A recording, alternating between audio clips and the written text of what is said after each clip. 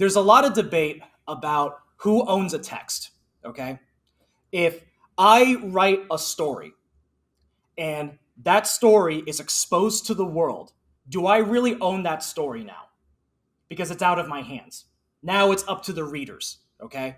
I don't like reading my work, especially like in any of the classes I teach, because that just becomes like a vanity thing. I'll make the exception here because there's a great story behind this one poem that I wrote.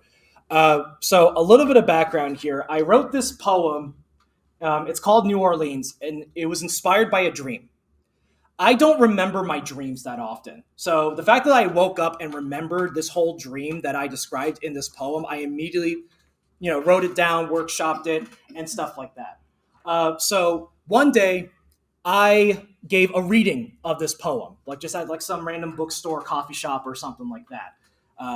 And I read it just as is, but I did not explain my intention for writing this poem. I didn't explain the context. Okay, I just went up there and read it. So, read it like this: New Orleans. I wanted to say something, but I was choking on my own teeth. The lights of the Crescent City flashed on and off. My teeth fell out as I looked in the mirror. I listened to the birds outside my window, but I didn't want to eavesdrop. So I stepped outside past the cafes, past the color-coded bars, past Old Man River, who just keeps rolling along, sang a blues man, wailing something old, something new. I threw some coins at him. He gave me a toothless smile, grabbed the coins from the ground, and put them in his mouth. Okay, so here's the funny story. I gave that reading.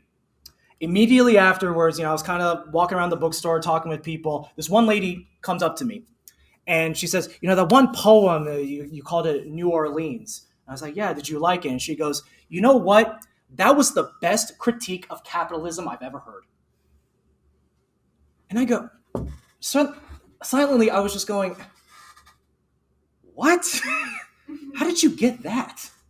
It was just inspired by a dream I had. Just this random moment in time where I didn't even I wasn't even thinking about politics, wasn't even thinking about anything going on in this reality. I was just thinking about what's going on in my mind. But I knew if I said that, she would be crushed, and the fact that this random person wanted to come up to me and say, I loved your work, hey, that comes very rare, especially as creative writers. So all I said was, thank you very much, and walked away. So I tell that story to kind of make a point here. Whatever you write, it's outside of your hands. There's nothing you can do. You can go up there, get on the soapbox and say, no, you all are misinterpreting what I wrote. You need to understand what I wrote. It doesn't matter. I'm sorry, but it doesn't. And in fact, if you're coming off that abrasive like that, who's going to read your work after that? You know what I mean? It's the whole author versus audience thing. We as writers walk a very fine tightrope on that. How much of myself do I put into my writing and how much of my audience do I need to consider? That's a very fine line that unfortunately I don't have the answer to. All I can really say is always, always, always keep that little anecdote in the back of your mind. You have no idea how someone's going to interpret your work, but it doesn't mean that they're wrong. That's just what they got out of it. And the fact that someone even took the time to try to interpret what you wrote or ask you a question or give you commentary, that's way better than most writers I meet. We have a responsibility to connect with our audience.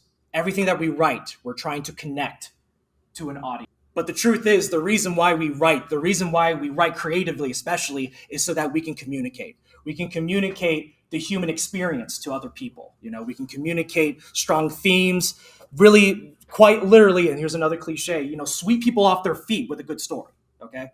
So that's why we write. And the first step to really honing that is first understanding that cliches kills that, completely ruins that mood. And second of all, however someone interprets your work, that's how they're going to interpret it. Doesn't matter what your intent was.